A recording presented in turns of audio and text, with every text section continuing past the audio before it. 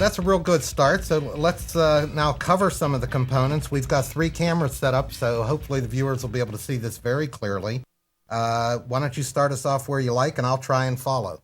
We have a big board in front of us, which essentially shows the Tigris and Euphrates and Mesopotamia in between and on the edges. The other very important component in the game are lots of tiles. We call them mainly civilization tiles, and you see them already scattered over the board.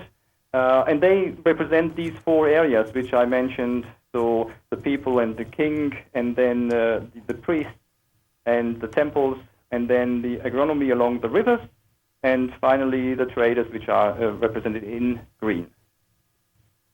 That's the 2 main components. There are screens for the players because you want to hide your tiles which you play. You also want to hide the scores you make. There are scoring pieces in there which are little wooden cubes, and that's about it.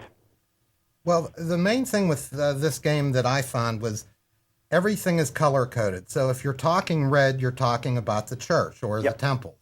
And everybody has a leader in each area. Yep. So just always remember, everything ties to the colors. If it's blue, it is along the river, and it has to deal with farming. The green is very important for trade. The king handles the black part. When you see the tiles, they match up exactly the same. So the game makes complete sense, and it's very easy to sit on one side of the board and view everything very clearly without having to get up and move. Absolutely, and this is also important to see that you as a player are not playing a color. You are not a color. You are a family, and you have a leader in each of the colors. So you are represented by one of the symbols, as you see them as the archer symbol, for example, because the leaders are the little round wooden pieces. So you see the archer symbol in the respective colors on there, and one player plays all the archers, another player, for example, plays all the bullheads, or another plays the lion, or the potter. Exactly, and once you recognize that, this game is very easy to learn, I must say. Again, strategy-wise, we're going to spend some time on that. Okay, so now we've gotten to the point where we understand the pieces and the setting. What is the basic role of each player outside of owning the dynasty and being in charge of the dynasty? What are the objectives that he's trying to reach?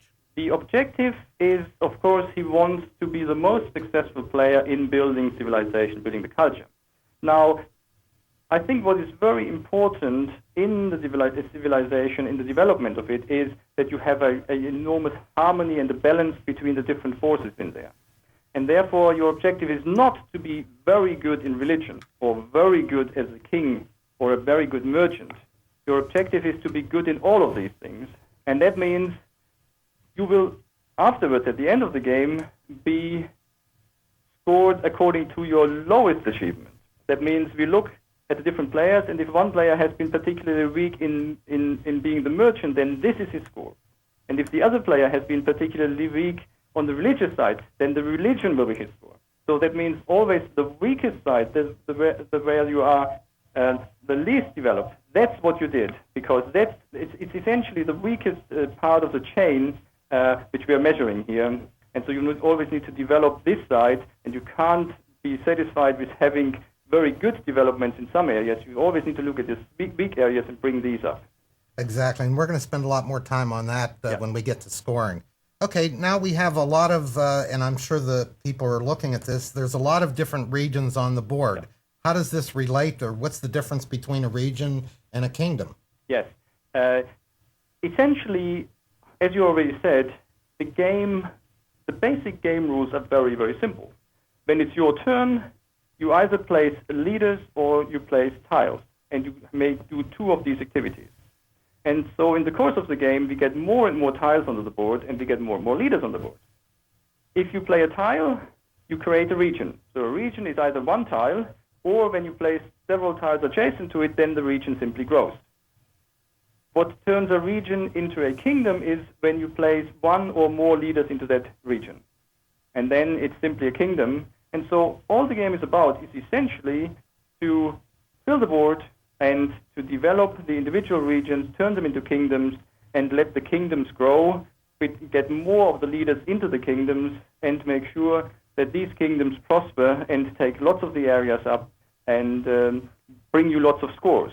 Well, you'll also notice the one final thing I probably forgot to mention here is there's these white pieces, or these natural wood pieces, are treasures. There's one in each kingdom. When the game starts, we'll spend more time on that also. And finally, the monuments, and we're going to spend some time on that very shortly and explain the significance and how they're scored. Anything else as far as the basics of the game that you want to get to, and before we get into the heavy strategy? Yes, you already gave me the right bullet point here. The natural little woods, natural colored woods, these are actually important. These are treasures, and they are important for the game end, because the game end will happen when there are only one or two of these treasures left on the board.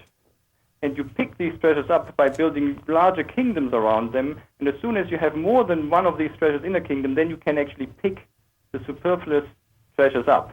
And that's how actually the game measures itself in how far is the game developed. And if it is really spread out over the whole board, then most of the treasures will be picked up. And then the game decides it's now time to end, and then the game is over, and then you reveal your scores, and then you look at your weakest score, and the person with the best weakest side is the winner. Well, very true. And the other way the game ends is if tiles run out. Now, most of the games I played in the beginning, the tiles actually ran out. You were also mentioning that the game can end when all the treasures are gone. Is that true, though, that normally the game will end because of treasure? I think when you have more experience and when the players have played the game several times, the game will usually end through the treasures, because people have a clearer focus what they want to achieve. Treasures, to pick up treasures is very, very valuable because they are joker scores. So you can add the treasure to any score or any color you are weak, and that means it pushes your weakest one, and that means it's very, very, very good to do that. And therefore people will focus on that, and it usually accelerates the game end, and of course it makes it even tighter and more a climax towards the end, because you see the end coming and you see where you're weak and you want to pick up certain things and you maybe want to hinder other people from doing certain things. So the speed usually and the dynamics becomes more challenging when people have more experience what they're doing.